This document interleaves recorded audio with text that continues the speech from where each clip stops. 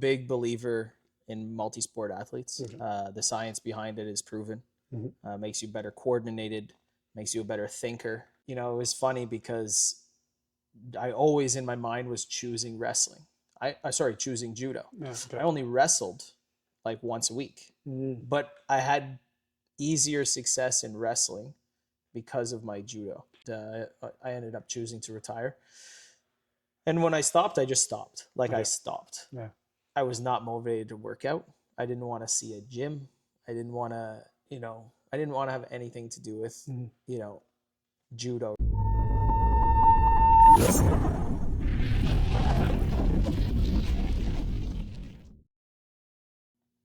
So for episode 6 of Control and Submit, we have Nick Tritton, two-time Olympian in judo, high-level wrestler, national coach in judo and in wrestling, on top of other certification he has in personal training.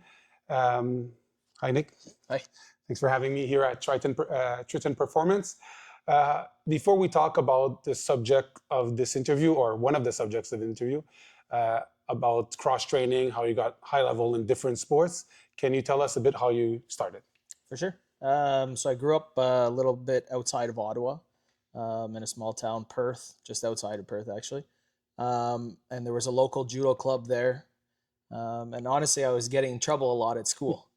And my dad thought, okay, we're going to put him into a martial art to control his behavior and his temper. And it just kind of blossomed from there. So I started when I was 10 years old doing judo. And really, I started doing all sports at that age. I started really liking baseball and soccer, and I would be playing school sports, swim team. And then, it just kind of grew from there. And then in high school, there was a wrestling team. And I actually lifted weights at where they had the wrestling practice, much like how I have my system here. They had a Yeah. gym and a little wrestling room.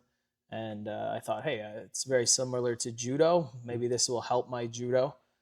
So I started wrestling when I was about 15 years old as well. Okay. And it's a good thing. I wanted to ask you, now we see a lot of kids starting very young, like 5, 6 years old, and hyper specializing in one sport. And you, from young on, you seem to be doing all kinds of sport. Do you think that was beneficial to doing like swimming, lifting weights, wrestling, judo, more than if you did just judo 7 days or 6 days or whatever a week, right? Yeah, I'm a big believer in multi-sport athletes. Okay. The science behind it is proven. Mm-hmm. Makes you better coordinated, makes you a better thinker, because you're so used to doing multiple things within competitive sport, Yeah. but multiple different activities.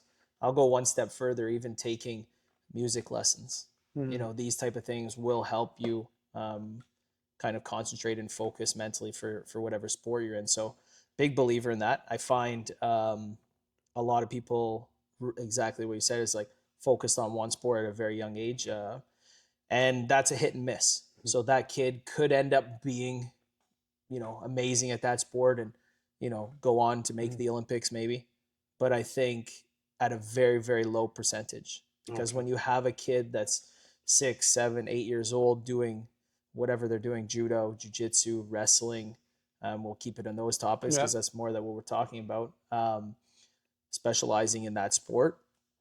By the time they've hit 15 years old, it's kind of like I'm either really into it Mm-hmm.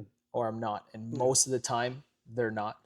And that's why even with my kids, my own kids, my athletes here as well, but I try and encourage them to do school sports and other sports. But for example, my daughter, my younger daughter, Taylor, she's does judo once or twice a week. Oh, okay.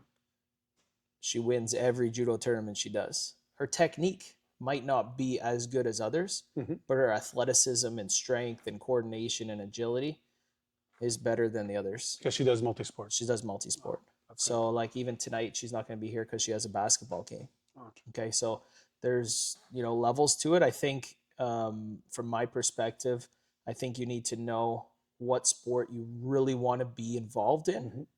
at a high level, and then do multi-sport until you're about, honestly, 18, 19 years old. Then when you choose your sport, for example, you're doing judo, Mm-hmm. I still think that you should break it up with a jiu-jitsu once a week, and a wrestling once a week. So it doesn't get stagnant. It's not just this endless cycle of rinse, repeat, and do it all over again. And so it keeps the energy alive a little bit more, breaks it up. You see him train with different people. So I think it's very important. That's very good. And in your journey, when you were 15, you were doing judo and wrestling, two grappling sports. And when did you start knowing that you were going to be good at this and you wanted to do this? And maybe tell us also about the wrestling and the judo, which ones you felt maybe you were better, and why did you end up choosing or going to judo if it was not chosen for you, if you didn't choose? I started wrestling when I was 15 because I thought it would help with my judo. When I was a young kid, I saw some judo videos and I was like, okay, I want to be at the Olympics. I said this when I was 10, 11 years old. When I first started, like as a white belt, I'm like, one day I want to be there. Wow. And then I started wrestling. And when I was 15, I was okay at judo, but I wasn't a national medalist. I hadn't even qualified for nationals. 3 months or 4 months after wrestling, my dad sent me to nationals for wrestling. Okay. And my coaches were like, oh, he's not ready, So I went there, flew to BC, no coach, no team, just by myself at 15. And your father was confident. And I won. Yeah, wow, that's amazing. And I wasn't even a national contender in judo. Now here I go to a different sport and I become national champion. And, it was funny because I always in my mind was choosing wrestling. Choosing judo. Yeah, okay. I only wrestled like once a week, but I had easier success in wrestling because of my judo. And just a question, I'll let you continue, but the judo you were doing when you were 15, were you allowed to touch the legs? Yes. Okay, so it translates better to wrestling, right? Translates better to wrestling. Sure. But the throwing ability and the awareness of where your body is, a lot of wrestlers don't have that here in Canada. Okay. They don't throw particularly that much in Canada. So when you look at breaking down a wrestler and in Canada, you go, okay, I need to sprawl on the doubles, make sure I'm in position, posture.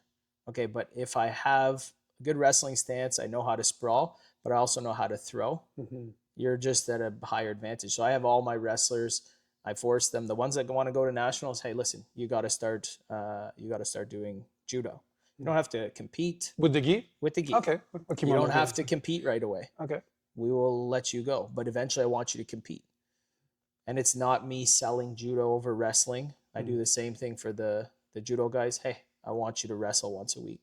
If you want to compete, we'll get you to compete. But even though judo doesn't have the legs anymore, the toughness aspect and in your face grind of wrestling is beneficial for the judoka as well. Oh, that's excellent. And so now you're, let's say, 16, 17, because you started at 15, but already at 15 or 16, you already went to national. My so how did you choose now? My wrestling career was very short, short and sweet. In the 4-year period that I wrestled, I had 9 national medals. That's crazy. And I qualified. I think I got my first judo national medal when I was 17. And how did I choose? Honestly, I made a couple teams with Wrestling Canada, and those teams were boycotted. Oh, okay. We didn't get to go to Russia. We didn't get to go to a couple things. And I wasn't exposed to a very high level wrestling, whereas I kind of already knew, okay, Montreal is the national training center for judo. There's no national training center for wrestling. Montreal and Judo Canada kind of has an okay program. They're sending us overseas. There's a system. Yeah. And in wrestling, it was it's still to this day is still a little bit of hit and miss. And that's what I'm trying to do with my athletes and Wrestling Canada with Frank have really transferred over their mindset of like, hey, we got to get overseas. We got to start competing overseas if we want to be competitive at the Olympic level. And I just thought my chances were better in judo, knowing that Judo Canada had an idea of what they were doing. And so you, from understanding, then you moved to Montreal. Moved to Montreal, yeah. To go to the National Judo Institution, or was it not there yet, Yeah, so right? it wasn't that it wasn't back there yet, then. Yeah, it was a different club. And now it's at the Olympic Stadium. Okay. Yeah.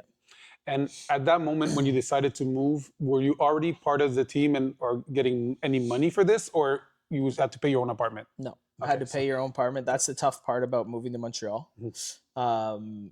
Athletes, that are in the Montreal area, it makes it easy because, and Montreal is like, the hub for judo. There's a lot of judo clubs, a lot of good coaches.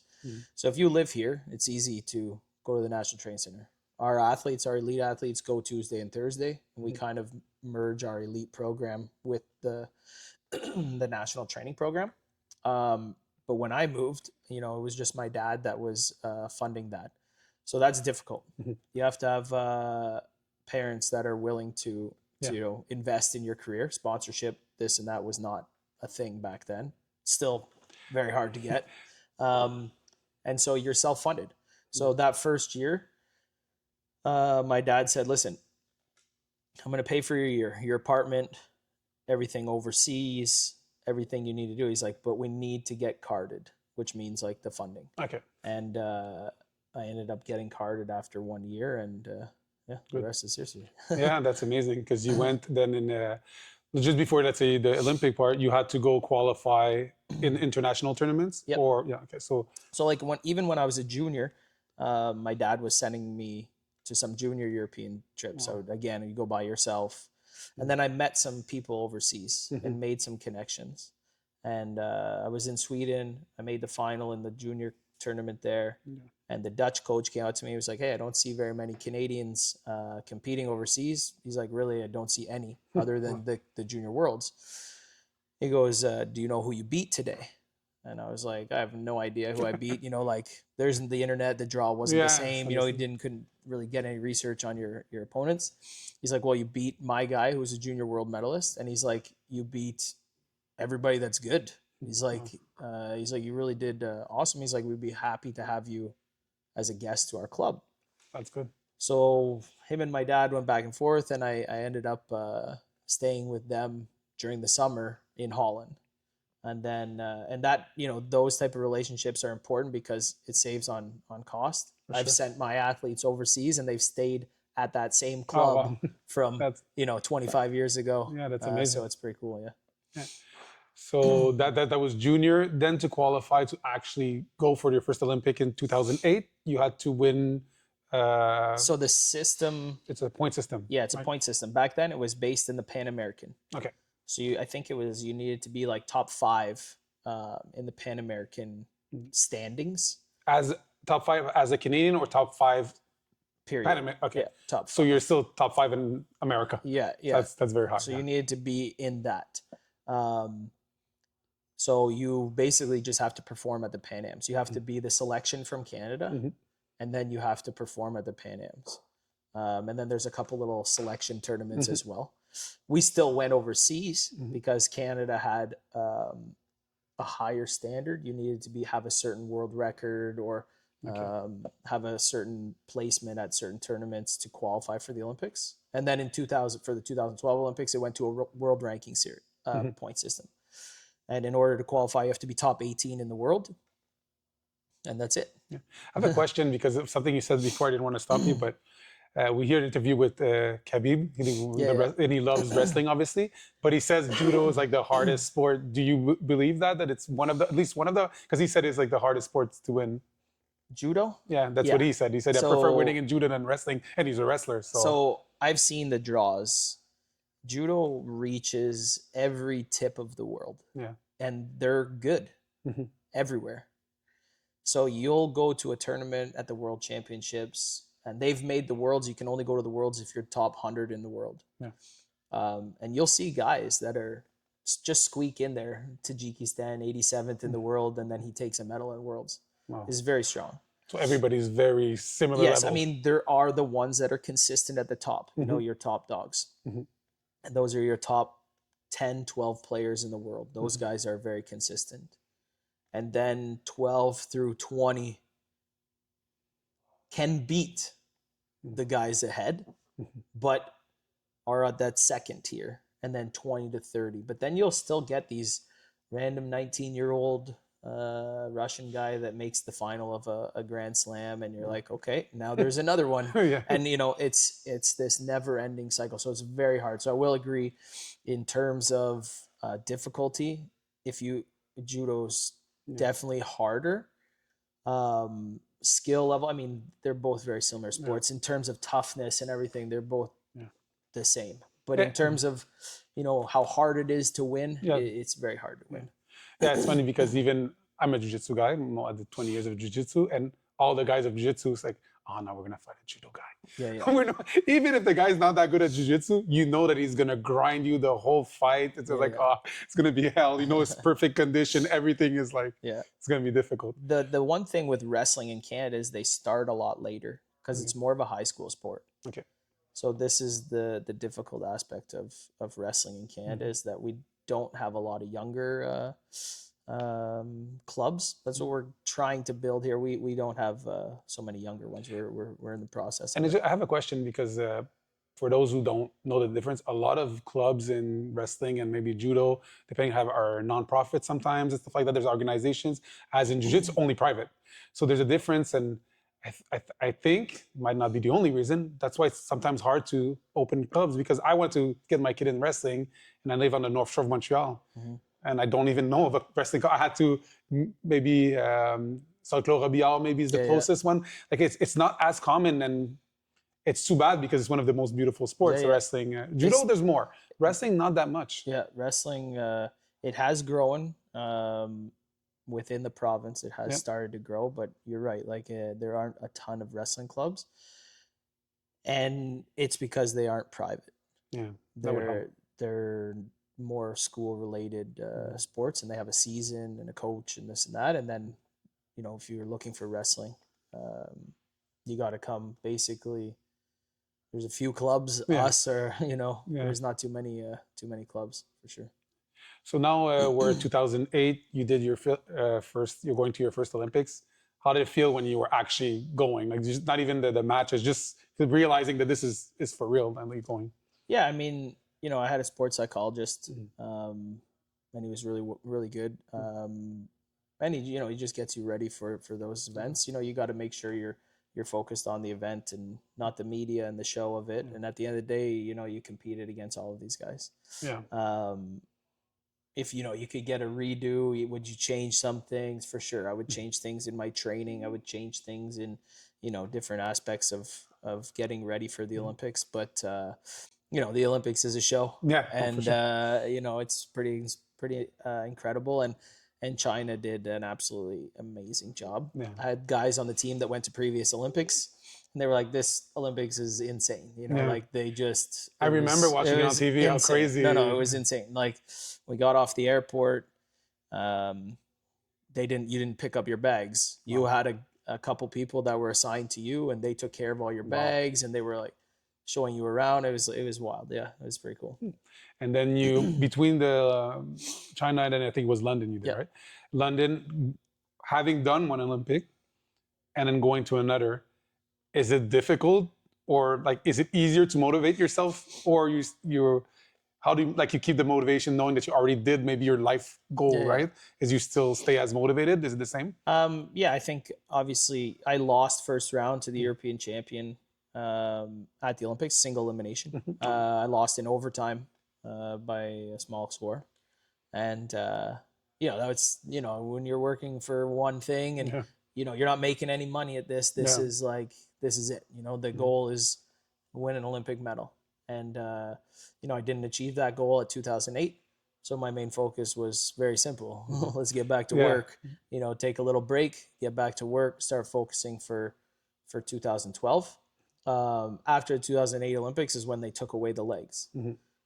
So for me, I was a leg dominant guy. I was a good gripper. So that changed a lot. That unmotivated me a little bit, but funny enough, I just started taking better results and medaling everywhere, and all over the Grand Slams and World Cup events, and was head on into 2012.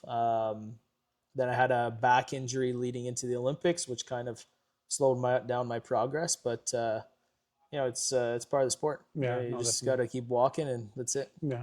And how did those Olympic? 2012, I fought a guy from Uzbekistan who was third at the Worlds. I had never lost to him before, and I lost Wow. to him by a Shido, which is like a passivity Yeah. call.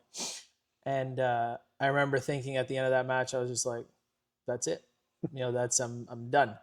And I couldn't believe it because I was all over the guy. The guy couldn't even stand up after the match to like get awarded. The ref was like, "Hey, you got to get up."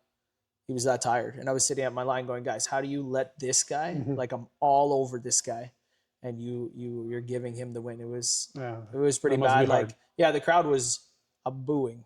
So and you're only two mats, so they're watching your match. They see what's Okay, going okay. It's on. not 10 at the same No, time. they Everybody see see what's it. going on, Yeah. and I was just like, "Am I the only one that's like, what is No. going on right now?" But it's part of the sport, and after that Olympics, I wasn't quite sure if I was going to continue or not, and I had kids at that time, and so I kind of went to the retirement aspect. I regret it now, to be honest, because I was still young, 28, and I could have just taken a step back and relaxed a little bit, but when I made a decision at that age, it was a Yeah. decision, and that was it.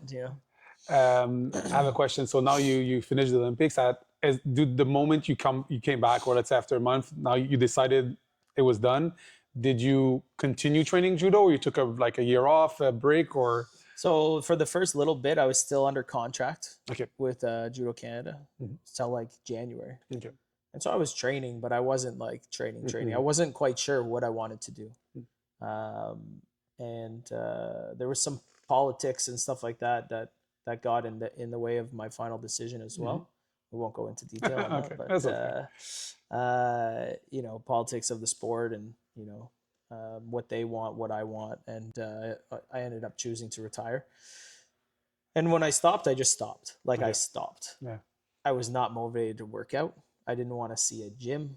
I didn't want to, I didn't want to have anything to do with, judo really. And I literally didn't put a gi on for 2 years. Wow. Yeah. It seems to be common because just Yeah. listening to interview people, they say I stop and then I just Just did stop. it all my life. Now I need a break. Yeah. And, if, I could go back, I would have taken a break still, but I probably would have continued in some aspect because, I was one of the best in the world at the time. I was in the top 10. My highest world ranking was 5th. I medaled. There's only a handful of Canadians to ever medal at the Tokyo Grand Slam. I have 2 podium finishes there. I was beating all these guys, and I have wins against Ono and Wow. people that people think are I unbeatable. don't even know judo that much, and I know him, so that's impressive. That's crazy. And like Ricky Nakaya and Aguilera. I have 1,000 wins over top level guys. So I feel like I was just a little bit young to make that decision in terms of like maturity level of really thinking about the future instead of taking a step back. Hey, I've done all the work now. Now it's just time to, experience. You see a jiu-jitsu guy, older guy, he's been rolling for 30 years. He's just chill. He knows what he's doing. He's chilling. You got the white belt coming in there, all aggressive, and this is kind of same thing with judo. So like my judo now compared to what my judo was even when I was at the top of the game is 10 times better now than it was then. Yeah. So yeah. That's good. So when did you decide that you're going to choose to open a gym and train people? So I took like 2 years off about. I was just doing construction with my dad. And the thought was coming, hey, I want to do private training.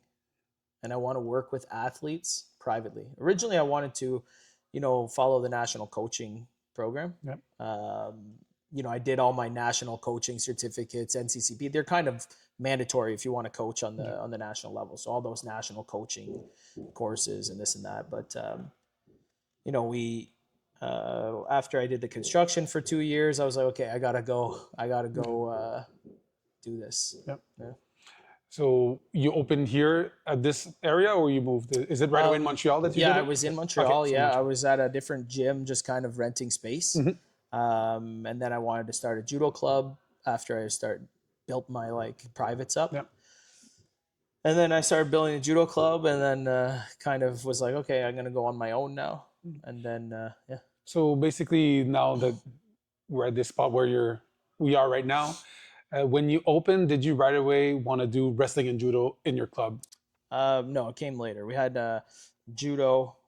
Primarily, I was just focused on the judo Hmm. because I find it a little bit tough to like do a million different things and then Hmm. finding staff and coaches Yeah. and this and that. And ironically, the wrestling came later on. Hmm. And our coach Tony, that he came to me. Funny enough, we actually wrestled against each other back in the day, Hmm. and he wanted to have once a week wrestling. Okay. So I was like, yeah, sure. And I just was like, use the space, no problem. We're Mhm. closed. He ran a free wrestling program. And it kind of built, 5, 6, 7, 8 people. And then I was like, okay, I want to get involved in the wrestling aspect now. And I said, we're not doing it for free anymore. Yeah. So Doing we're it gonna real. charge. We're gonna charge a membership, and we're gonna build. And it's funny enough, when you charge a membership, the people that show up are more serious. Yeah. That's what I thought you were gonna say. I They're noticed more that. serious. When you give Yeah. something for free too much to people, they think it has no value. Yep. You don't realize how important it is. Yeah. And that's been, judo is on the cheaper side of things Yeah, for because a sure. lot of them are in rec centers and they don't pay rent and this and that. Yeah. And I tell people all the time, I said, listen, we have to pay rent. We have to pay our coaches their fair prices. It's $145 a month. Yeah, it's fair. Super fair. You have and that's for all classes. Mhm. You can do any class you want, Oh, okay. wrestling and judo, everything. And you got myself, two-time Olympian. You got Erica Weeb, Yeah, it's very Olympic high level. champion. You got Medi. You got all these guys that are on the mats. I'm like, you're paying for what you get. Yeah, it's actually a cheap price, I would say. It's very cheap when we I'm not use doing this. publicity Yeah, because yeah. it's true. When we Honestly, do that 145. we do Wow. that for the jiu-jitsu aspect. We're like, guys, Yeah. I don't know if you're going to be paying that for jiu-jitsu, but Yeah. we want to still make sure that everybody can do it, Hmm. and that's the goal. Yeah. So I want to ask you now, when you fight in wrestling, because in jiu-jitsu, and a lot of guys are watching this from jiu-jitsu, there's gi and no gi, and a lot of the people have similar games in both sports. Mm-hmm. When you do your wrestling and your judo, do you have similar games, or you throw in both, or when you do a lot of legs, or you do the same thing but you just change your grips, right? So like obviously with the old rules judo, Yeah. we're kosen judo. Yeah. Um, you can grab the legs. Hmm. So my wrestling stance was pretty much judo Yeah. without a gi on, Yeah. minus some of the gripping sequences and this Yeah. and that. But nowadays, when you see the judo guy that wrestles, it's a little bit of a almost change of styles. Yeah. They can't just do judo because they're going to be too high up. Their posture is going to be too high. Hmm. Where in wrestling, our wrestling stance is nice and low. We're protecting the legs. So for the guys that are doing judo now that do wrestling, they have to get used to that. And then Yeah. for the wrestlers, they got to get used to changing their posture more than anything. But yeah, I mean, I was a thrower. Yeah. Whether it was judo or wrestling, You were already doing that. Yeah, that was my goal, is to make a highlight reel. Yeah. And I think it also probably helped you be good at both sports because you were doing the same thing in both, and not, Yeah. oh, wrestling, I'm shooting double legs, and Yeah. the other one I'm doing something else, Yeah, right? for sure. Talking about the legs, you told me that you were going to start doing kosen judo here. Is Yeah. it common in Montreal area? Because I don't know No, that there is that a much. lot of like- the really JP Contain, who's a 1992 Olympian, he runs a kosen program, and a lot of jiu-jitsu guys come over. Yeah. Because it suits it's good for jiu-jitsu. Yeah, exactly. Right? There's chokes, arm locks, there's takedowns with the legs, double legs, leg picks, there's counters on the legs, where you're going to learn from a judo guy, a guy that really knows how to throw, versus a jiu-jitsu guy learning throws from a jiu-jitsu Exactly. guy. You get a professional, right? yeah. You get An a expert. professional expert in the throwing aspect of things. So yeah, that's going to be coming in January. We start those classes, which is going to be a great addition, because then we got Monday, Wednesday, Friday, elite team. Mhm. Then we have Tuesday, Thursday, the judo crew goes to the National Training Center. Then we have 2 technicals a week. Wow. And then Tuesday, Thursday, Saturday, we have the kosen judo. Then we have all the wrestling. So like it's going to Now be it's just like a grappling mecca here. yeah. right? Now we're A really place to starting be. to build, and now we have the space for it. And the main focus is just to continue. Our adult classes are great. There's sometimes 40, 50 people on the mat. They're awesome. And then we want to really develop our feeder system. Yeah. And that was the next step. I have a question because compared to judo and maybe wrestling too, a lot of jiu-jitsu people are starting like at 30, 40. Judo's a lot of people start young because you get thrown so much, your like back hurts. I heard you had a technical. I don't know if that means that it's just elite people or it's just a class that's more less throwing hard. It's more geared towards elite people. Okay. But anybody can go to, and it's technical. So we're working where our hands go. It's very, hey, we're having trouble with our left post. Okay, well, where are we having trouble? Is our hand? And so we move. And there's a lot of crash mat and stuff like that. But the older guys that start at 30, 40, they're going to start in that Kosen judo. They won't be, I won't even bring them into the elite. And that was one of the things is like, we get a lot of like people that want to come in 25, 20 years old, 25, 30 years old that want to do judo. It's tough to come into an elite class. Exactly. That's what I was wondering. Your cardio's not good. You don't know what you're doing. And then they're like, oh, am I falling behind? I'm like, no, it's just, it takes years to understand how to move your body. And not only move your body, but you're moving the other guy's body to try and throw him. So that's the idea with the Kosen judo is that we have beginner classes, advanced classes in that as well. Oh, that's good. Because I'm here and I walk up the stairs and I see all the pictures and the gym is incredible. You see all the pictures here of all the judo stuff and it's impressive. And that's why I'm thinking for a person that thinks, I want to do a bit of judo, even if it's, can they buy like a 10 pack of class or like pack of 10 classes or something? Sure. So like we have a 10 session package, a 20 session package. We don't do drop-ins because I just found that it was really hard to manage. If I'm not there, then my other coach is like, well, is that guy a member? Is he not a member? I get it. And unfortunately, people weren't being honest. And so we just make it, it's a members only club. You're a member if you have a 10 session package. Okay. And then, for the gym and everything, for those guys, it's 24-hour access, the members. Okay. So these guys can come in and lift weights at 3 o'clock in the morning if they want. That's crazy. And the gym is nice. It's really surprising. Yeah. And so like they can come in and roll. They can do it as long as it's not during the class times. It's open season. That's very nice. And I'll come back to it because I know when a lot of jiu-jitsu guys, they love doing takedowns of it, but they don't love doing it, falling basically. But they actually really want to learn. And that's the reason I asked you the question because we had judo at one point in our class. It was a French guy. He was very good too. Probably not good the level, but he was very, very good. And he teach for 1 year, one time a week. But we would do like, okay, we'll do like, I don't know how many throws in a row.